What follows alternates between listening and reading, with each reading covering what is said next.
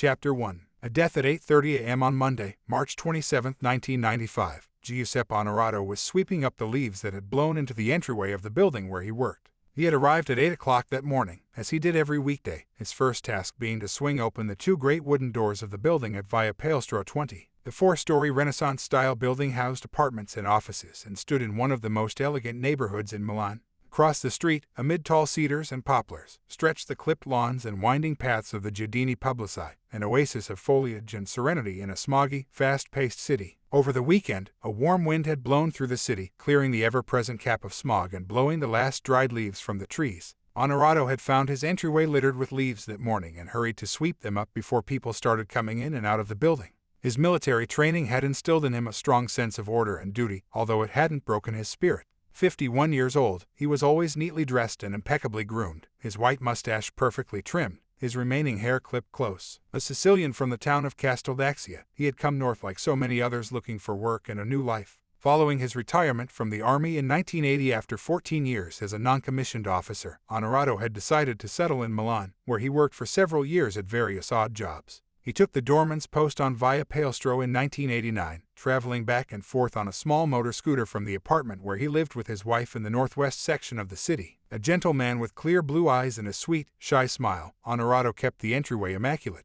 The 6 highly polished, red granite steps that rose immediately inside the massive front doorway, the sparkling glass doors at the top of the steps, and the shiny stone floors of the foyer reflected his efforts. At the back of the foyer, Onorato had a small glassed-in cubicle made of wood with a table and chair, but he rarely sat there, preferring to keep busy with his chores. Onorato had never quite felt at ease in Milan, which had offered him work but little else. He was sensitive to the bias many northern Italians have against meridionali, or people from the south, and it took little more than a glance to make him bristle. He never talked back and he obeyed his superiors as he had learned to do in the army, but he refused to bow his head. I am just as worthy as the next man, Onorato would think, even if he is rich or from an important family. Onorato glanced up as he swept and noticed a man across the street. Onorato had seen the man immediately that morning upon opening the two great doors. The man had been standing behind a small green car parked perpendicular to the street with its nose facing the Giardini Pubblici, away from Onorato's building.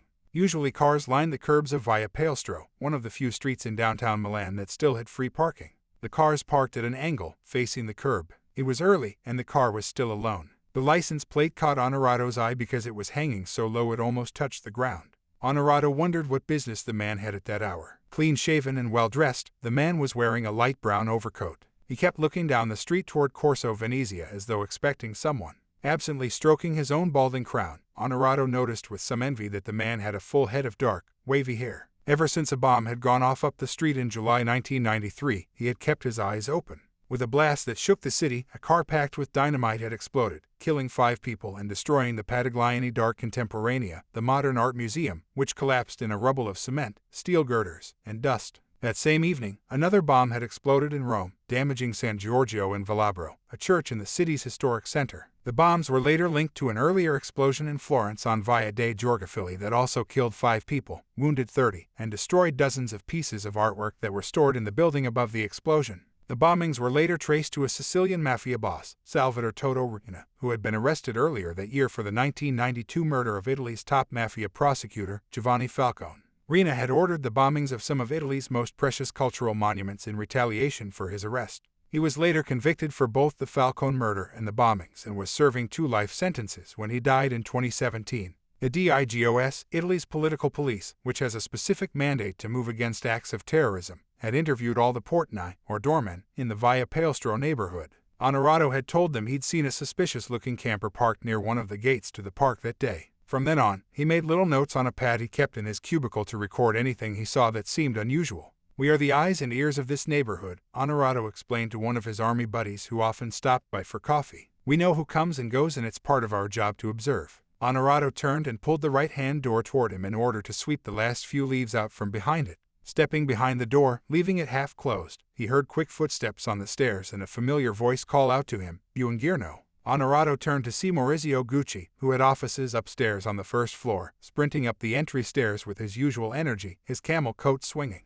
"Buongiorno, daughter," Onorato replied with a smile, lifting a hand in greeting. Onorato knew Maurizio Gucci was a member of the famous Gucci family of Florence that had founded the luxury goods firm of the same name. In Italy, the Gucci name had always been associated with elegance and style. Italians were proud of their creativity and artisan traditions, and Gucci was one of those names, along with Ferragamo and Bulgari, that symbolized quality and craftsmanship. Italy had also produced some of the world's greatest designers, such as Giorgio Armani and Gianni Versace, but Gucci was a name that went back generations, before the designers had even been born. Maurizio Gucci had been the last of the Guccis to run the family firm before selling it 2 years earlier to his financial partners, who that spring had begun to study a plan to take Gucci public. Maurizio, no longer involved in any aspect of his family business, had opened his own offices on Via Palestro in the spring of 1994. Gucci lived just around the corner in a stately palazzo on Corso Venezia, and he walked to work every morning, usually arriving between 8 and 8:30. On some days, he let himself in with his own key and was already upstairs even before Onorato swung open the heavy wooden doors. Onorato often wondered wistfully what it would be like to be in Gucci's shoes. He was a rich, attractive young man with a beautiful girlfriend who was tall, thin, and blonde. She had helped Gucci furnish his offices upstairs on the first floor, as the second floor is called in Europe, with exotic Chinese antiques, elegantly upholstered sofas and armchairs, richly colored draperies, and valuable paintings. She frequently came to meet Gucci for lunch, dressed in her Chanel suits, her mane of blonde hair perfectly coiffed. To Onorato, they seemed a perfect couple with a perfect life. As Maurizio Gucci reached the top step and started to walk into the foyer, Onorato saw the dark-haired man step into the doorway. In a flash he realized that the man had been waiting for Gucci. He wondered why the man had stopped at the foot of the stairs, where the wide, brown-bristled doormat ended and the gray cloth runner started, held in place at the base of each step with brass step rails. Gucci hadn't noticed the man walking after him, and the man did not call out his name. As Onorato watched, the man opened his coat with one hand, and with the other pulled out a gun. He straightened his arm, raised it toward Maurizio Gucci's back, and started firing. Onorato, no more than a yard away, stood frozen, broom in hand. In shock, he felt powerless to stop the man. Onorato heard 3 quick, muffled shots in fast succession. Motionless, Onorato watched in horror. He saw the first bullet enter Gucci's camel topcoat at the right hip. The second shot hit him just under the left shoulder. Onorato noticed how Gucci's camel coat shivered as each bullet pierced the fabric. It doesn't look that way when someone gets shot in the movies, he thought. Gucci, stunned, turned with a puzzled expression on his face. He looked at the gunman, showing no sign of recognition, then looked past him directly at Onorato as though to ask, "What is happening? Why is this happening to me?" A third bullet grazed his right arm. As Gucci moaned and slumped to the floor, his attacker fired a final, fatal shot into his right temple. The gunman spun around to leave, only to stop short at the sight of Onorato staring at him in horror. Onorato saw the man's dark eyebrows rise in surprise, as though he hadn't taken Onorato's presence into consideration. The gunman's arm was still outstretched, and now it pointed directly at him. Onorato looked at the gun, noticing it had a long silencer covering the barrel. He looked at the hand grasping the gun, at the long, well-groomed fingers, the fingernails that looked as though they had been freshly manicured. For an instant that seemed an eternity, Onorato looked into the gunman's eyes. Then he heard his own voice. "No," he cried, shrinking back, raising his left hand as though to say, "I have nothing to do with this." The gunman fired 2 more shots directly at Onorato, then turned and ran out the door. Onorato heard a tinkling sound and realized it came from the falling bullet casings dancing on the granite floor. Incredible, he found himself thinking. I don't feel any pain. I didn't know that it doesn't hurt when you get shot. He wondered if Gucci had felt any pain. So this is it, he mused. Now I am going to die. What a shame to die like this. This is not fair, he thought. Then Onorato realized he was still standing up. He looked down at his left arm, which was hanging strangely. Blood dripped from his sleeve. Slowly, he lowered himself to sit on the first of the granite steps. At least I didn't fall, he thought, preparing mentally to die. He thought of his wife, of his days in the army, of the view of the sea and the mountains from Castelbaxia. Then he realized he was only wounded. He had been shot twice in the arm, but he was not going to die. A wave of happiness washed over him. He turned to see the lifeless body of Maurizio Gucci lying at the top of the stairs in a spreading pool of blood. Gucci was stretched out as he had fallen, lying on his right side, his head resting on his right arm. Onorato tried to scream for help, but when he opened his mouth, he couldn't hear the sound of his own voice. A few minutes later, the wailing of an approaching siren grew louder and louder, then shut off abruptly as a police car braked to a screeching halt in front of Via Palestro 20. 4 uniformed carabinieri jumped out, weapons drawn. It was a man with a gun, moaned Onorato weakly from his seat on the first step as the men rushed toward him. Chapter 2. The Gucci dynasty. Bright red blood spatters formed Jackson Pollock, like patterns on the doors and the white walls on either side of the entryway where Maurizio lay. A scattering of shell casings had fallen on the floor. The proprietor of a kiosk across the street in the Giardini Pubblicai had heard Onorato cry out, and quickly called the carabinieri. "That is daughter Gucci," said Onorato to the officers, using his right arm to gesture up the steps to Maurizio's motionless body while his left arm hung limply. "Is he dead?" One of the carabinieri knelt by Maurizio's body and pressed his fingers to Maurizio's neck, nodding when he found no pulse. Maurizio's lawyer, Fabio Francini, who had arrived a few minutes earlier for an appointment, huddled disconsolately on the cold floor next to Maurizio's body and stayed there for the next 4 hours while law enforcement officials and paramedics worked around him. As ambulances and more police cars arrived, a small crowd of curious onlookers formed in front of the building.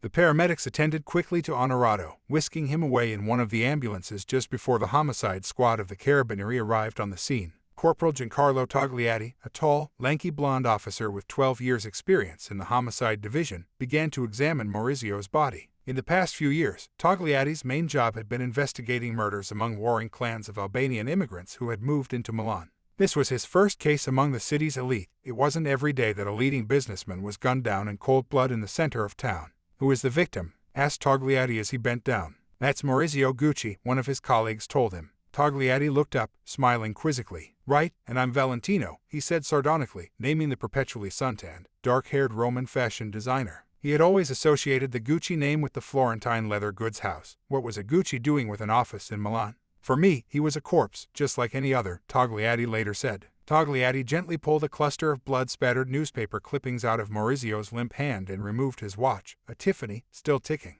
As he carefully went through Maurizio's pockets, Milan prosecutor Carlo Nosrino arrived. The scene was near pandemonium. Cameramen and journalists jostled paramedics and law enforcement officials from both the Carabinieri and Polizia. Italy has 3 law enforcement corps, the Carabinieri, the Polizia, and the Guardia di Finanza, or fiscal police. Concerned that key evidence might be destroyed in the uproar, Nosrino asked which corps had gotten there first. One of the basic unwritten rules among Italy's law enforcement agencies is that the first to arrive at the scene of the crime handles the case. Upon learning that the Carabinieri had arrived first, Nosrino quickly dispatched the Polizia and ordered the great doors to the foyer closed and the sidewalk around the front doors cordoned off to keep the growing crowd at bay. Then Nosrino walked up the steps to where Togliatti was examining the body of Maurizio Gucci. Nosrino and the investigators thought the shot to Maurizio's temple made the murder look like a mafia-style execution. The skin and hair around the wound had been burned, indicating close-range firing. "This is the work of a professional killer," said Nosrino, studying the wound and then the floor where the investigating team had outlined 6 shell casings with chalk circles. "It is the classic colpo di grazia," agreed Togliatti's colleague, Captain Antonio Bucciol. Yet they were perplexed. Too many bullets had been fired, and 2 eyewitnesses, Onorato and a young woman who had nearly collided with the killer as he ran out the door, had been left alive. Hardly the work of a professional bent on administering a traditional coup de grace. It took Togliatti the next hour and a half to examine Maurizio, but it would take him the next 3 years to learn every detail of Maurizio's life. "Maurizio Gucci was essentially unknown to us," Togliatti said later. "We were going to have to take his life in our hands and open it like a book. To understand Maurizio Gucci and the family he came from, it's necessary to understand the Tuscan character. Different from the affable Emilians, the austere Lombardians, and the chaotic Romans, Tuscans tend to be individualistic and haughty. They feel they represent the wellspring of culture and art in Italy, and they are especially proud of their role in originating the modern Italian language, thanks in large part to Dante Alighieri. Some call them the French of Italy, arrogant, self-sufficient, and closed to outsiders. Italian novelist Curzio Malaparte wrote about them in Maledetti Toscani, or Damned Tuscans. In the Inferno, Dante describes Filippo Argenti as Il Fiorentino Spirito Bizzarro. The bizarre Florentine or Tuscan spirit can also be cutting and sarcastic, ready with the quick comment or joke, as seen in Roberto Benigni, the Oscar-winning director and lead actor of Life is Beautiful. When a writer from Town and Country asked Roberto Gucci, Maurizio's cousin, in 1977 if Gucci could have come from another part of Italy, Roberto looked at him in amazement.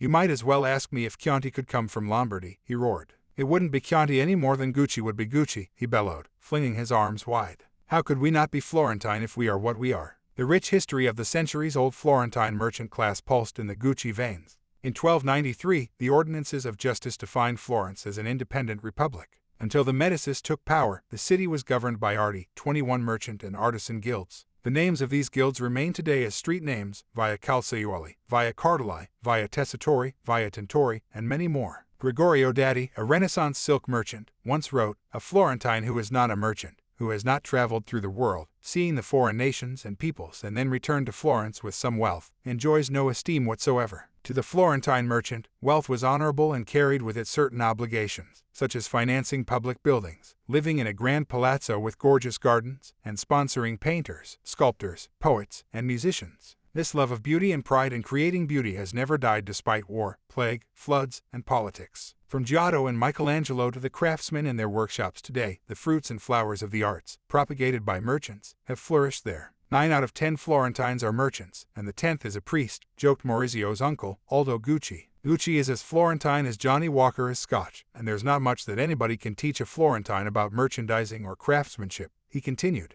We Guccis have been merchants since around 1410. When you say Guccis, you are not thinking of Macy's. They were simple people with an incredible humanity, a former employee once said of the Guccis, but they all had that terrible Tuscan character. Maurizio's own story starts with his grandfather, Guccio Gucci, whose parents struggled with their failing straw hat, making business in Florence at the end of the 19th century. Guccio fled his home and his father's bankruptcy by signing on a freighter and working his way to England.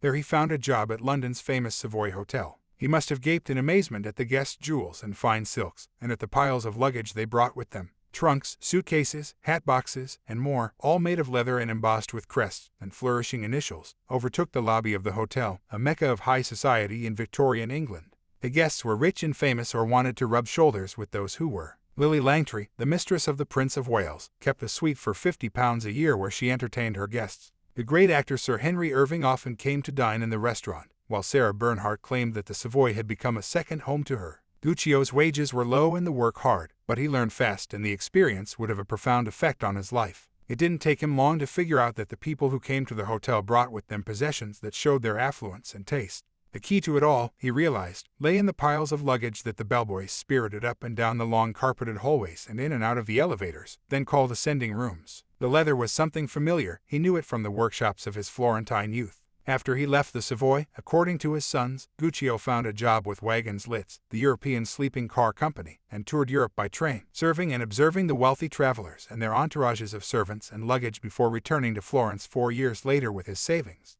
Back at home, Guccio fell in love with Ada Calvelli, a dressmaker and daughter of a neighboring tailor. It didn't appear to bother him that she already had a 4-year-old son, Ugo, from a love affair with a man who had come down with terminal tuberculosis and was thus unable to marry her. On October 20, 1902, slightly more than a year after Guccio came back to Italy, he married Ada and adopted Ugo as his own. He was 21, she was 24. She was already pregnant with their first daughter, Grimalda, who was born 3 months later. Ada eventually gave Guccio 4 more children, of whom one, Enzo, died in childhood. The others were also boys, Aldo in 1905, Vasco in 1907, and Rodolfo in 1912. Guccio's first job back in Florence was probably in an antique shop, according to his son Rodolfo. Then Guccio moved to a leather firm, where he learned the basics of the trade before being promoted to manager. When World War I broke out, he was 33 years old with a large family. Nevertheless, he was called up as a transport driver. When the war ended, Guccio, now working for Franzi, a leather crafts company in Florence, learned how to select raw hides, and studied curing and tanning as well as the art of working with different hides and grades of leather. He quickly became the manager of the firm's branch in Rome, to which he went alone. Ada, at home with the children, refused to leave Florence. Guccio came home every weekend and longed to open his own business in Florence, catering to customers who understood finely made leather goods. One Sunday in 1921, during a stroll around Florence with Ada, he noticed a small shop for rent on a narrow side street, Via della Vigna Nuova, running between the elegant Via Tornabuoni and Piazza Goldoni on the banks of the river Arno. He and Ada started discussing the possibility of taking over the space. With Guccio's savings and, according to one account, a loan from an acquaintance, they founded the first Gucci company, Valigeria Guccio Gucci, which later became Azienda Individuale Guccio Gucci, a sole proprietorship. In 1921, close to Florence's most elegant street, Via Tornabuoni, the neighborhood was strategic for the kind of clientele Guccio hoped to attract. Between the 15th and 17th centuries, some of the city's richest noble families, Strozzi, Antinori, Seti, Bartolini Salimbeni, Catani, and Spiniferroni, had built fine palazzi along the Via Tornabuoni, where, starting in the 1800s, fancy restaurants and shops began opening up on the ground floors of their houses. The Cafe Giacosa served homemade pastries and drinks to its fashionable clientele from when it opened at number 83R in 1815 until it closed in 2017. Suppliers to Italy's royal family, Giacosa first created the Negroni cocktail, named after a patron, Count Negroni. The Ristorante Doni, founded in 1827 across from where Gucci would later open, catered to Florence's aristocratic families and hosted the ladies' counterpart to the all-male Florence Jockey Club. Next door, a florist shop, Mercatelli, served Florence's aristocratic families. Other establishments included Rubelli, selling fine Venetian fabrics, the Perfumeria Inglese, and Procacci, known for its mouth-watering truffle sandwiches. Wealthy European travelers stayed at the Albergo Londres at Suez, which in turn wasn't far from the American travel agency Thomas Cook & Son, located at the corner of Via del Pariani. At first, Guccio bought high-quality leather products from Tuscan manufacturers as well as from Germany and England to sell to the tourists who flocked to Florence. Guccio selected sturdy, well-made bags and luggage at reasonable prices. If he didn't find things he liked, he commissioned special pieces. He aspired to elegance himself and was always impeccably dressed in fine shirts and crisply pressed suits. He was a man of great taste, which we all inherited, recalled his son Aldo. His imprint was on every item he sold. Guccio opened a small workshop behind the store where he could make his own leather goods to supplement the imported products, and also started an active repair business that quickly became profitable. He hired local craftsmen and built up a reputation for offering service in addition to reliable goods. Several years later, Guccio acquired a larger workshop across Michelangelo's Santa Trinita Bridge on the opposite bank of the Arno along the Avenue Longarno Guicciardini. Guccio ordered his 60 craftsmen to work late into the night if necessary to fill the rising number of orders. The Oltrarno area south of the Arno had become home to many small workshops, which harnessed the river's water to power machinery that treated and wove wool, silks, and brocades. The wide avenues bordering the river and the smaller streets leading south in this working-class neighborhood rang with sounds of hammering and sawing wood, washing and beating wool, and cutting, stitching, and polishing leather. Antiques dealers, framers, and other craftsmen also settled here. Just across the river, the area around Piazza della Repubblica had become the commercial and financial heart of Florence, dating back to the Middle Ages, when it was the headquarters of the powerful trade guilds that regulated the city's thriving craftsmanship. As Guccio's children grew, they began to work in the family business with the exception of Ugo, who showed little interest. Aldo had the keenest sense of trade, while Vasco, nicknamed Il Succube, the underdog, took on responsibility for production, although he actually preferred hunting in the Tuscan countryside whenever he could. Grimalda, nicknamed La Pettigola, the gossip, worked behind the counter in the shop alongside a young sales assistant Guccio had hired. Rodolfo was still too young to work in the shop. When he became older, he turned his nose up at the idea and followed his dream of working in films. Guccio ruled his children strictly and insisted they address him with the formal lei, rather than the intimate tu. He demanded good behavior at mealtimes and used his napkin as a whip, flicking it at those who were out of line. When the family spent weekends at their country home outside Florence near San Cassiano, on Sundays Guccio hitched up the horse to their wooden two-wheeled cart, loaded in Ada and all the children, and trotted them all across the fields to morning mass. He had a very strong personality and commanded respect and distance, said Roberto Gucci, one of his grandsons. Thrifty, he ordered the side of prosciutto sliced as thinly as possible to make it last. He impressed these values on his children. It became family legend that Aldo would top off the bottles of mineral water from the tap.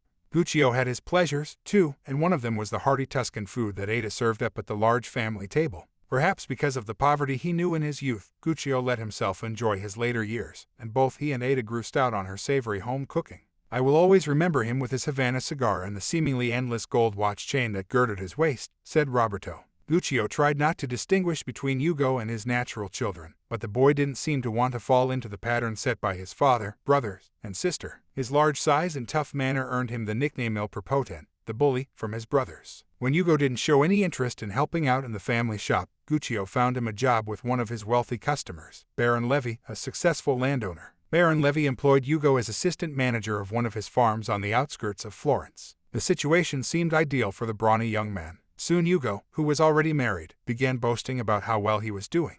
Guccio, still eager to pay off his early debt, asked Ugo for a loan. Ugo, in financial difficulty himself due to an extravagant girlfriend he was secretly courting, was too embarrassed to confess that he didn't have the money and instead promised his father he would give him a loan. In the meantime, Guccio arranged a bank advance with which he paid off his loan. After paying back the bank, he agreed to repay Ugo over time, with interest. What he didn't know was that Ugo, ashamed to admit to his father he wasn't as successful as he claimed, had stolen 70,000 lire, a significant amount of money at the time, from Baron Levy's cash box. He gave his father the 30,000 lire he had asked for and ran off with the rest for 3 weeks with his girlfriend, a dancer who performed in the chorus of a small local theater. Baron Levy reported to Guccio his strong suspicion that Ugo had stolen from him, crushing Guccio's joy at having paid off his partner at long last. He could hardly believe his son would resort to stealing, but a review of the facts left no doubt in his mind. He agreed to repay the Baron at the rate of 10,000 lire a month. Ugo distressed his parents in other ways as well. In 1919, a young Benito Mussolini had founded the Fasci di Combattimento, the precursor to his fascist party, and by 1922, after Mussolini had already been elected to parliament, the Partito Nazionale Fascista had attracted 320,000 members across Italy, including bureaucrats, industrialists,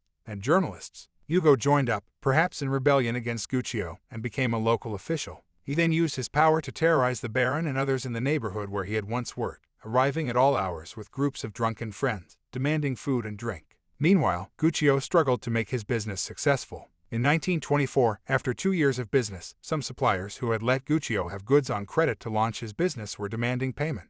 In turn, some of his own clients had not paid what they owed. The young merchant did not have enough cash to pay his bills. One night, in a closed-door meeting with his family and closest staff, a tearful Guccio told the small assembly he was going to be forced to close his shop. "Unless a miracle happens, I can't stay open another day," Guccio said. The strong, robust Guccio looked like a man facing a death sentence, recalled Giovanni Vitali, Grimalda's fiancé. A local surveyor, he knew the family well, having gone to school with Ugo and later Aldo at the Roman Catholic College of Castelletti. Vitali, who worked in his father's construction business, had put aside some savings for his future with Grimalda. He offered to help Guccio out. Guccio humbly accepted the loan, gratefully thanking his son-in-law to be for saving the small enterprise. During the following months, he paid Giovanni back in full. As business improved, Guccio expanded the workshop and encouraged his craftsmen to produce original articles for the shop. He identified skilled artisans and built a qualified team of leatherworkers who were more artists than laborers. They produced fine bags of delicate kidskin and genuine chamois, telescope purses with gussets on the sides, and suitcases inspired by the Gladstone bags Guccio had seen in his Savoy days. Other products included car robe carriers, shoe boxes, and linen carriers. In those days, upper-class tourists traveled with their own bed linens. The business did so well that in 1923 Guccio opened another shop on Via del Pariani, and during the next few years expanded the shop on Via della Vigna Nuova. The shop changed its location several times in the history of the company, with the last at numbers 47, 49.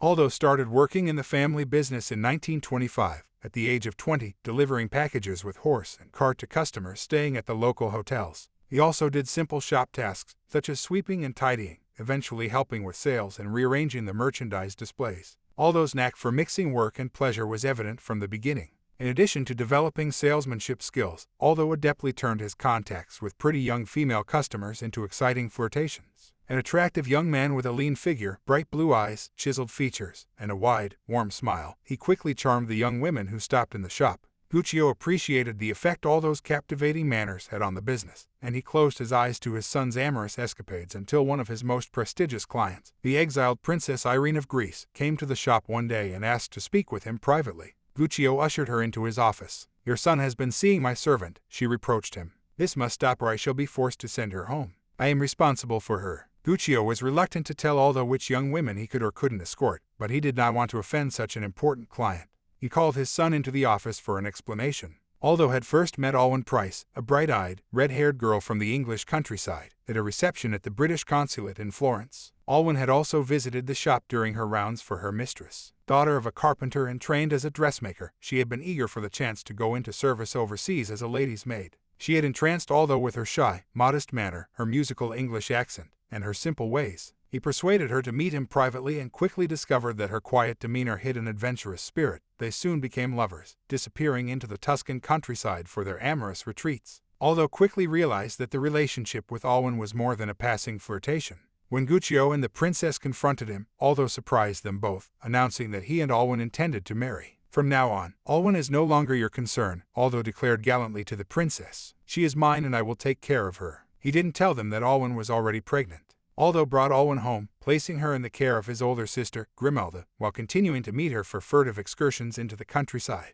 Aldo then followed her home to England to meet her family. They were married on August 22, 1927, in a little church in the English village of Oswestry, near Alwyn's hometown of West Felton, near Shrewsbury. He was 22 years old, she 19. Their oldest son, Giorgio, whom Aldo always called Il Figlio dell'amore, his love child, was born in 1928. 2 other boys followed, Paolo in 1931 and Roberto in 1932. The marriage wasn't destined to be happy, however. Aldo and Alwyn's sweetheart escapades had thrilled them both, but settling down to family life in Florence was different.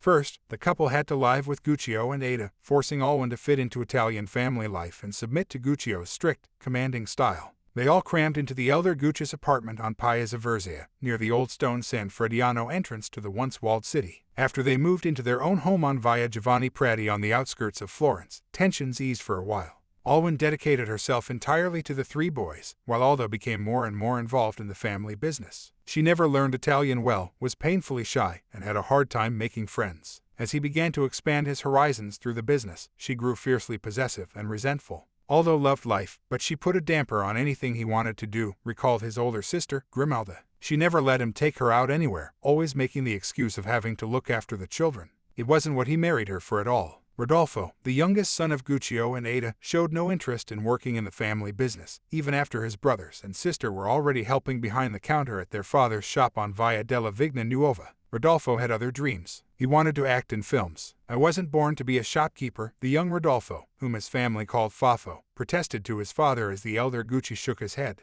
"I want to work in the movies." Guccio couldn't understand where his youngest son had gotten such ideas, and he tried to discourage him. One day in 1929, when Rodolfo was 17, his father sent him to Rome to deliver a package to an important client.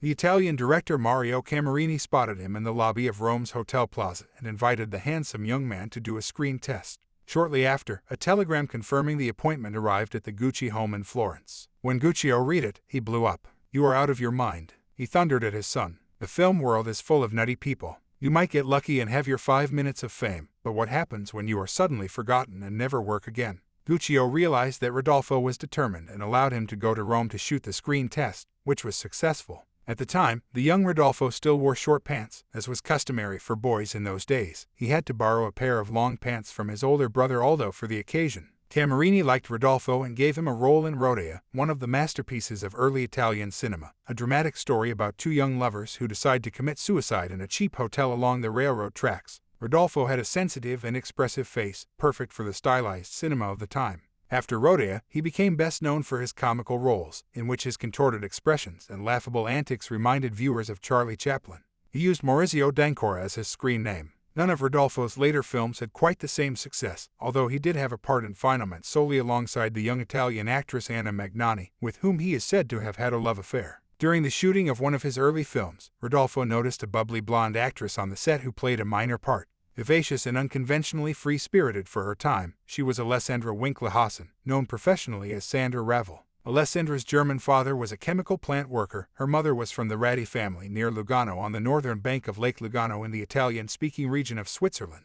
Shortly after she had caught Rodolfo's eye, Alessandra played opposite him in Together in the Dark, an early talkie about an adventurous young starlet who enters the wrong hotel room by mistake and slips into bed next to Rodolfo, who in life, as in the movie, had fallen head over heels in love with her. Their filmed encounter between the sheets led to off-screen love. Alessandra and Rodolfo married in 1944 in a romantic ceremony in Venice. Rodolfo had the wedding filmed, complete with footage of the young couple skimming the waters of the lagoon in a gondola and toasting happily at the reception dinner. When their son was born on September 26, 1948, they named him Maurizio in honor of Rodolfo's nom de cinema. In 1935, when Rodolfo was still developing his film career with no thought of ever joining the family business, Mussolini invaded Ethiopia. While far from Italian shores, this event nonetheless greatly affected the Gucci business. The League of Nations imposed an international trade embargo on Italy, as 52 countries refused to sell their products to the nation. Guccio could no longer import the fine leathers and other materials he needed to make his exclusive bags and luggage. Terrified that his small venture would collapse as had his father's straw hat business years earlier, Guccio geared up the factory to make shoes for the Italian army in order to keep operating. Guccio also came up with alternatives, as did other Italian entrepreneurs, such as his neighbor, Salvatore Ferragamo, who created some of his most remarkable shoes during the darkest years of the embargo. Ferragamo didn't overlook any possibility, cunningly using cork, raffia, even cellophane from candy wrappers to make shoes. The Gucci sourced as much leather as they could from within Italy and began using cuoio grasso from a local tannery in Santa Croce. Veal calves specially reared in the lush Val di Chiana were fed in their stalls to avoid abrasions on their hides. Their skins were then cured on the outside and treated with fishbone grease. The treatment made the skins soft, smooth, and supple. Scratches miraculously disappeared with the swipe of a finger. Cuoio grasso soon became a Gucci trademark. Guccio also introduced other materials, such as raffia, wicker, and wood, into the products in order to reduce the leather content to a minimum. He made bags out of fabric with leather trim. He ordered a specially woven canapa, or hemp, from Naples. Using this fabric, the Guccis developed a line of sturdy, lightweight, and recognizable luggage that quickly became one of their most successful products. Guccio developed the firm's first signature print, a precursor to the famous double G print, with a series of small connecting diamonds printed in dark brown across the natural tan background.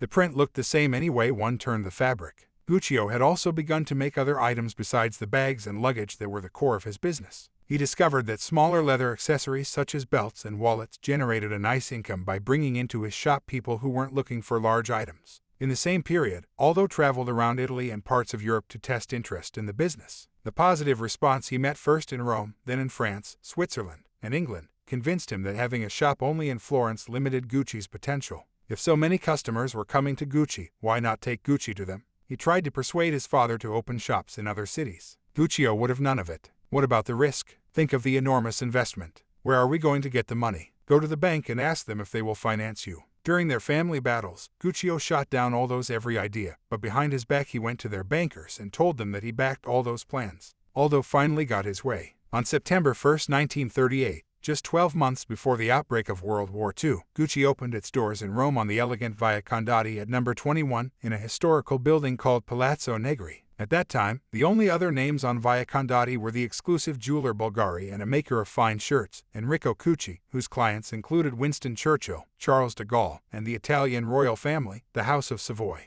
Long before the days of La Dolce Vita, Aldo had identified Italy's capital city as one of the most popular playgrounds of the world's elite. While his father shook his head over the bills, Aldo insisted that no expense could be spared to make the Gucci shop a magnet for wealthy and cultivated tourists. The store occupied 2 floors and had double glass doors and ivory handles carved in the shape of olives stacked one on top of the other. The handles were copied from the doors of the shop in Via della Vigna Nuova and were one of the first symbols of Gucci, recalled Aldo's third son, Roberto. Massive glass-covered mahogany cases displayed the Gucci products, handbags and accessories downstairs, gift items and luggage upstairs. Rich-looking wine-colored linoleum covered the ground floor, while carpeting of the same color ran up the stairs and along a corridor leading to the first-floor sales area. Aldo moved to Rome with Alwyn and the children, renting an apartment on the 2nd and 3rd floors above the shop. Having initially taken the boys to her home in England, Alwyn decided to bring them back to Italy when the war broke out. The Allies treated Rome as an open city and didn't bomb it at first. While Aldo managed to keep the shop open and profitable, the boys went to a school run by Irish nuns and Alwyn worked with a group of Irish priests, helping Allied prisoners escape.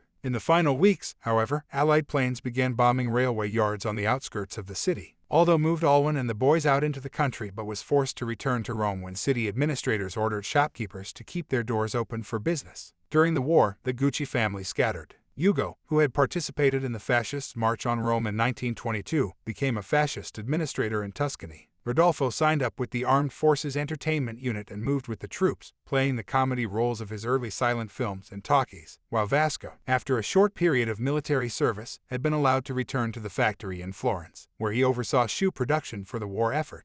At the end of the war, Alwyn was given a special citation for her work. Loyal to her Italian family as well, when she learned that Ugo had been captured and was being held prisoner in Terni by the British Army, she used her connections first to plead for better treatment for her brother-in-law, and later for his release. She also went to Venice with Aldo to rescue Rodolfo, who had been stranded with the troops after Italy's capitulation. It took time for the country to rebuild. The factory along Lungarno Guicciardini had been cut off as departing Germans blew up the Florentine bridges, including Michelangelo's Santa Trinita. The family began to look for a new site to resume its production of leather goods. In the meantime, Guccio, terrified that Ugo's position within the fascist party would prompt the new, democratic Italian government to sequester Ugo's shares in the company as a penalty for his wartime activities, sat down with his adopted son one day and offered him land and a significant sum of money in exchange for his shares. Ugo accepted and went his own way, founding a leather workshop in Bologna where he crafted fine leather bags and accessories for the ladies of that city, in addition to supplying his products to the family business. Although Rodolfo had thrived on the acting life, the film industry changed dramatically after the war. Early talkies had superseded silent films, and the new Italian realist directors, Rossellini, Visconti, and Fellini, weren't looking for the stylized actors of their predecessors. Rodolfo soon realized that the big parts and good scripts weren't coming his way. With a wife and a young son to support, Rodolfo, at Alessandra's insistence, asked his father if he could come back to the family business. Aldo, an advocate of the family-run business from the beginning, urged his father to welcome his brother back. As the business expanded, he and Guccio needed more help.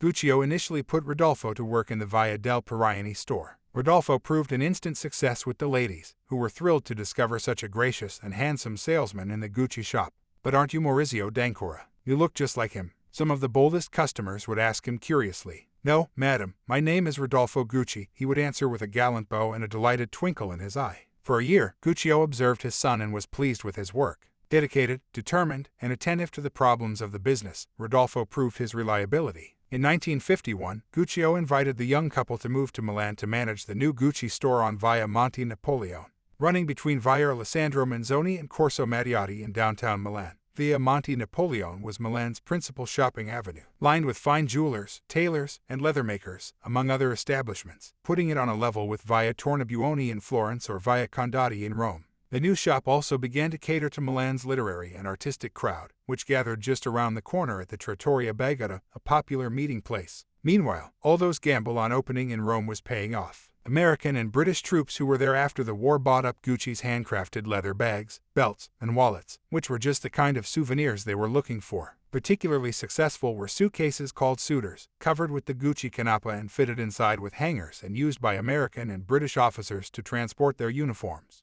At first, business in Florence lagged behind that of Rome, but it later caught up as American tourists flooded to Italy to visit its historical and cultural monuments, as well as to spend their abundant dollars in its elegant shops. Soon Gucci's problem was keeping production on pace with demand. In 1953, Guccio opened another workshop in the Oltrarno district across the river. Housed in a historic building in Via del Caldea, this workshop continued to be an important site for Gucci production well into the 1970s. Via del Caldea, named for the huge vats used in the 13th and 14th centuries to dye wool, ran south from Piazza Santo Spirito. The Palazzo Guccio bought had originally been a shop selling felt and wool fabric until a merchant family named Biuzzi built a spacious palace, Casa Grande, on the site in the late 1500s. In 1642, the building was acquired by the Cardinal and then Archbishop of Florence, Francesco Denerli, whom Dante mentions in his Divine Comedy. During the next 2 centuries, the palace figured in various accounts of diplomacy. After 1800, several leading Florentine families owned the property until Gucci bought it in 1953. Old frescoes covered many of the rooms, the most elaborate crept up the walls and across the ceiling of the large first-floor rooms where Gucci's artisans cut and stitched the smooth cuoio grasso into graceful bags. Downstairs, under the arched ceilings of the ground-floor halls, other artisans made luggage. As demand grew, more young artisans were hired and apprenticed to Gucci's senior leatherworkers, all under the watchful eye of the capo operaio, or head artisan. Each team, consisting of a junior apprentice and a seasoned expert, was assigned to a workbench, or banco, and each artisan was issued a pin bearing the Gucci seal and an identification number, the same number on the time card he punched mornings and evenings. By the time Gucci opened a modern factory on the outskirts of Florence in 1971, the number of workers had more than doubled to 130. The Tuscan leatherworkers saw Gucci as the ultimate employer, which offered cradle-to-grave security no matter what the ups and downs of the market. It was like getting a government job, said Carlo Bacci, who started working in Via del Caldea as a young apprentice in 1960. Once you got in at Gucci you knew you were set for life, he explained in his warm, lilting Tuscan accent. Other firms would send people home when work was scarce, but at Gucci you had security, Bacci said. Gucci just kept producing. They knew they could always sell what they had. After working for more than 11 years at Via del Caldea, Bacci opened his own leatherworking company, as did other Gucci artisans, and continued to supply Gucci. We reported to work every morning between 8 and 8:30, recalled Dante Ferrari, another longtime Gucci employee. The coffee break was at 10, he recalled. If the capo operaio saw you fumble for a panino under the bench, he would report you. Not only because you were wasting time, but because your hands could get greasy and ruin the leather. The leatherworkers specialized in either preparing the hides or assembling the bags. In those days, preparing the hides also meant scraping down the inside of the precious skins, which often arrived with animal tissue still clinging to them. Other artisans cut out the pieces, and still others pressed down the edges with a special tool, making the seams thinner and easier to stitch together, an operation called scarnatura. The true artists, however, were the artisans who assembled the bags. Each artisan was responsible for completing an entire bag, from start to finish, a task that sometimes involved putting together 100 different pieces and took an average of 10 hours. Each workman was responsible for what he did, and his number went into each bag. If there was some defect, they would go back to him. It wasn't like an assembly line where someone did the pockets and someone else did the sleeves, explained Ferrari, who kept a collection of black, cardboard-bound notebooks in which he painstakingly sketched and numbered each handbag style as it was created in order to keep a record. Aside from the sewing machines, all you needed was a table, a good pair of hands, and a good brain, said Ferrari. Most of the time, the designs for the bags came from the various members of the Gucci family, who also encouraged the artisans to develop new styles themselves, with family supervision and approval. The bamboo handle bag, which was simply called by its code number 633, probably came into being this way. Although there is no longer a record of exactly when the bag was developed and by whom, fashion historian Aurora Fiorentini, who has helped create a Gucci archive, dates it around 1947. The introduction of bamboo came with the use of new materials under the pre-war trade embargo. Some think the first bamboo bag was initially developed by Aldo and the capo operaio of that time, with a leather handle, possibly based on a bag Aldo brought back from one of his trips to London. The distinctive shape of the bag was inspired by the side of a saddle. Its rigid shape, more in the style of a small case, unlike the softer, less constructed bags Gucci had produced up to then, also distinguished it. The bamboo, shaped by hand over a hot flame, gave Gucci products a distinctive, sporty look. A few years later, in Roberto Rossellini's 1953 Viaggio in Italia, a young Ingrid Bergman carries a Gucci bamboo handle bag and Gucci umbrella. The Guccis established a friendly, personal relationship with the artisans who worked for them and spent time in the workshop, calling the workers by name, jovially slapping the backs of the old master craftsmen, inquiring about their families. We knew each worker by name, and we knew about their children, their problems, their joys, said Roberto Gucci. If they needed help to buy a car or put a down payment on a house, they came to us. After all, we all ate from the same plate, though obviously some of us had bigger spoons than others, he added sheepishly. Vasco Gucci, who became responsible for the factory, jaunted around Florence on a small motor scooter called the Modem that was popular at the time.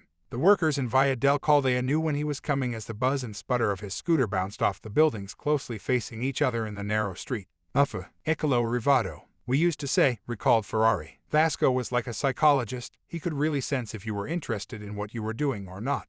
The workers came to have a love-hate relationship with the Gucci family. Proud and highly critical of their own work, they would nonetheless outdo themselves in order to hear a hearty bravo from Guccio, Aldo, Vasco, or Rodolfo. In the spring of 1949, Aldo, ever on the lookout for new opportunities, had gone to one of the first industry trade fairs in London. He spotted a stand featuring pigskin hides and was struck by their beautiful ginger color. He commissioned several skins from the tanner, a Mr. Holden from Scotland, asking him if he could have some of the pieces dyed in various colors, including blue and green. The tanner said, "Well, my boy, we have never done this before, but if you want, we'll try," Aldo later recalled. He presented me with 6 skins in different shades, shaking his head and saying, "It's up to you, we think they're awful." According to family accounts, Mr. Holden was also the source of the brindle pigskin that became a famous Gucci trademark. As the story goes, the first spotted pigskin was actually a mistake. Something went wrong in the tanning process, marking the pigskins with darker, slightly raised spots. "Wait a minute, it looks new," said Aldo, who ordered the skins made up into bags. Whether or not his decision was merely thrift, as some suggest, because Aldo was reluctant to throw the skins away. The decision created another signature look for the company that later proved a marvelous defense against counterfeits because it was difficult to reproduce. The pigskin became so crucial to the Gucci business that Aldo acquired the tannery outright in 1971.